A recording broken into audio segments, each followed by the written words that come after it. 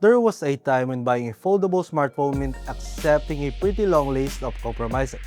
You had a thick phone in your pocket, a narrow cover display, questionable battery life, and cameras that were usually a step behind conventional flagships. Samsung has been slowly fixing those issues. Last year's Galaxy Z Fold 7 was already a big step in the right direction. It was thinner and lighter, the cover display became much more usable, and Samsung finally brought a 200 megapixel main camera to the Fold series. So when the Galaxy Z Fold 8 came along, I had one question: what else can Samsung actually improve? And instead of simply making it the Fold 8 thinner, lighter, or more powerful, Samsung has taken a slightly different approach. Is the Galaxy Z Fold 8 a meaningful step forward for Samsung Foldables? Or is it just another refinement of the formula? My name is Brad of Yugatech, and let's find out.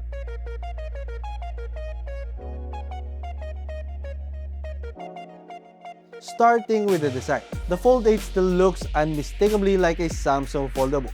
You have the sharp corners, flat edges, vertical camera layout, and familiar book-style folding design. But once you start using it, you'll notice that Samsung has changed the experience more than the appearance. The cover display feels wider and more balanced, especially when typing. There's more room for the keyboard, so typing feels less cramped, and I found it easier to use the phone one-handed. This makes the cover screen feel less like something you only use when the phone is folded, and more like a proper smartphone display that you can actually use throughout the day. The Fold 8 is also lighter this year at 201 grams compared with 215 grams on the Fold 7. And what's interesting is that Samsung managed to reduce the weight while increasing the battery capacity. For materials, Samsung uses an aluminum frame, Corning Gorilla Glass Ceramic 3 on the front and Gorilla Glass Victus 2 on the back. The rear panel has a smooth matte finish, so it feels fairly premium without being overly flashy. The hinge also feels sturdy when opening and closing the phone, while still allowing you to hold the Fold 8 at different angles. That's useful for watching videos hands-free, taking photos, or recording yourself without having to hold the phone the entire time. You also get an IP48 rating and stereo speakers. The Fold 8 also has a side-mounted fingerprint sensor integrated into the power button, and you also get face recognition for unlocking the phone.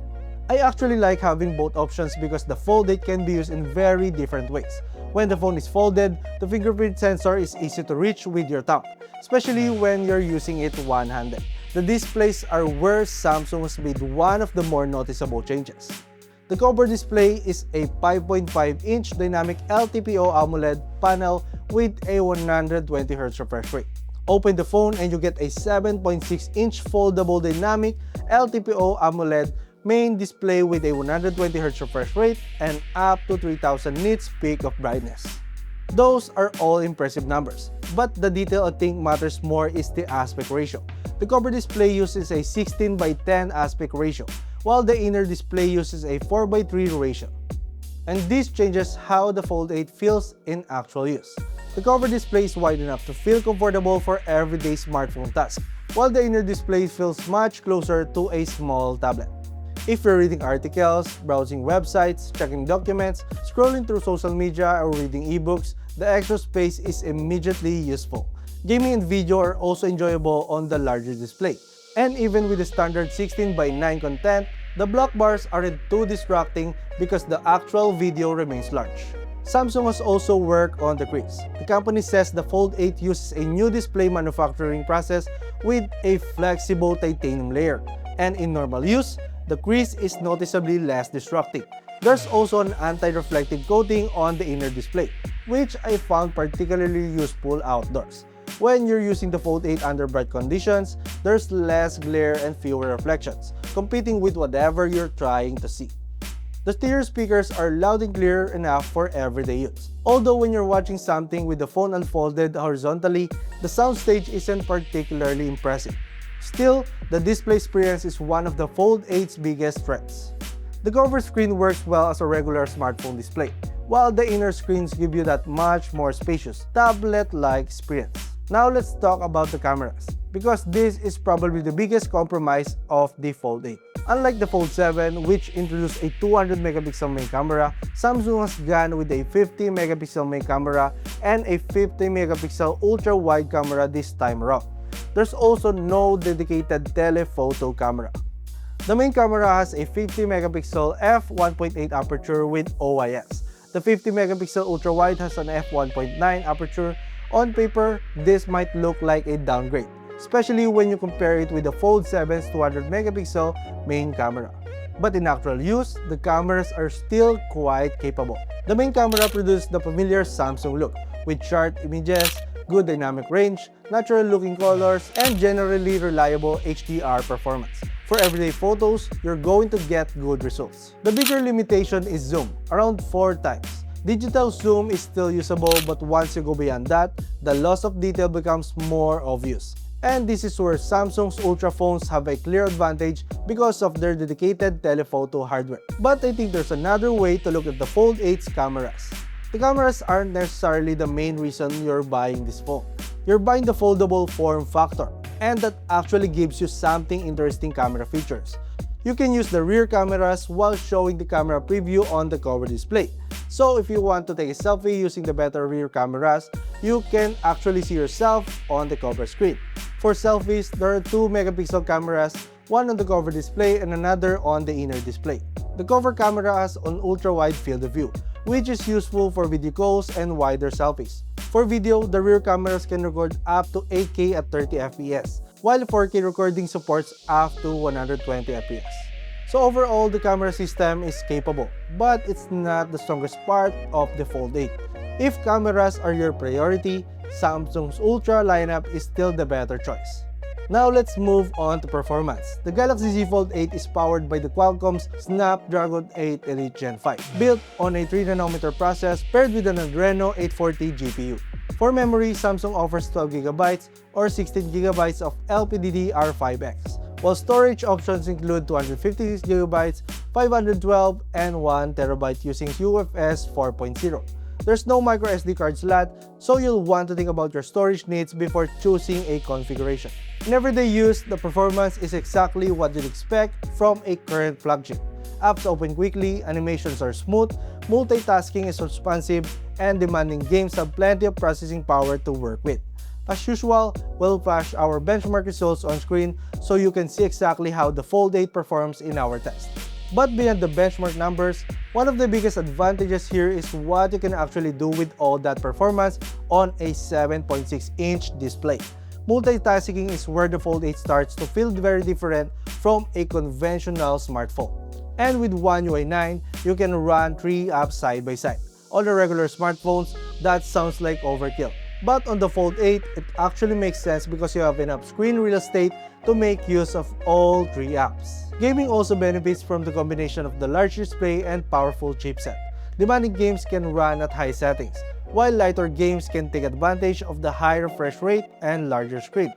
The one thing to keep in mind is here, the Fold 8 can become noticeably warm during extended gaming and heavier workloads. That's not particularly surprising given the flagship hardware inside a thin foldable body. But if you're planning to game for several hours at a time, it's something worth considering. For software, the Galaxy Z Fold 8 runs Android 17 with One UI 9. And Samsung has added a new features that actually make good use of the foldable design. One of my favorites is the ability to use the Fold 8 as a webcam when connected to a PC. You connect it using USB, select the webcam option, and compatible video conferencing applications can use the Fold 8 as a UVC camera. And because the phone folds, you can position it at the angle you want without necessarily needing to bring a separate stand. It's a small feature, but it's one of those things that makes the Fold 8 useful beyond simply being your smartphone. There are still some app optimization issues though. Some applications don't fully take advantage of the inner display. Hopefully, more developers will eventually optimize their apps for this type of foldable layout. Now let's talk about battery life, because this is one of the areas where Samsung made a meaningful upgrade. The Galaxy Z Fold 8 has a 4,800 mAh battery, up from 4,400 mAh on the Fold 7. And in real-world use, the difference is noticeable. I was able to get through a full day on a single charge. We also put the Fold 8 through our battery benchmarks. In PC Mark Work 3.1, the Fold 8 lasted 17 hours and 51 minutes with the cover squeak, while using the larger inner display brought that down to 12 hours and 43 minutes. For Mobile Legends, we got 6 hours and 29 minutes of continuous gameplay. In our video loop test, the Fold 8 lasted an impressive 28 hours. Samsung has also upgraded wired charging from 25 watts to 45 watts. You also get 20 watts wireless charging and 4.5 watts reverse wireless charging.